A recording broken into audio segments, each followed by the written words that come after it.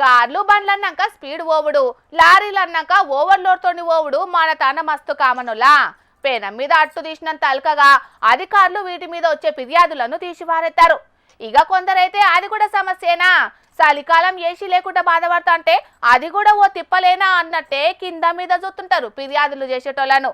ఫిర్యాదులు ఎందుకు వస్తున్నాయి, వాటితోటి ఏమన్నా ఒరుగుతుందా అనేది అసలుకే పట్టించుకోరు. అట్లా పట్టించుకోకుంటే ఎంత పరేషాన్ అయిందో చూడుండ్రి. అరెరే పెద్ద పరిశానే అయింది కదా.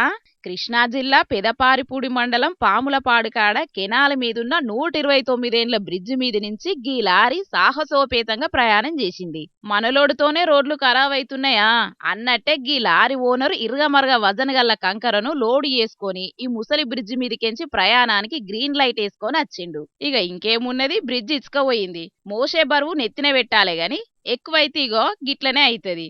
అసలుకే బ్రిడ్జి ముసల్ది, వెనకటి కాలం నాటిది. లారీ ఎక్కంగానే బ్రిడ్జి పేక మేడ లెక్కనే కుప్పగూలింది. కంకర కాలువల పడ్డది, లారీ నీళ్ళల్లో పడ్డది. డ్రైవర్ అన్నకు చిన్నగా దెబ్బలు తాకినాయట.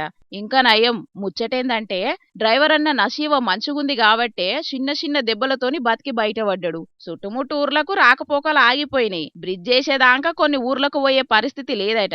మరి ఎట్లా పోవుడో ఏందో, ఆ తిప్పలు జనాలు పడతారు. అధికారులు ముందుగాలనే పట్టించుకుంటే గీ పరిస్థితి ఉండకపోవచ్చు అని అంటున్నారు అటు దిక్కు దినాం ప్రయాణం చేసే జనాలు. అయ్యా అధికారులు, ఇప్పటికన్నా నిద్రలేసి మిగిలిన వాటిని కాపాడుండ్రి.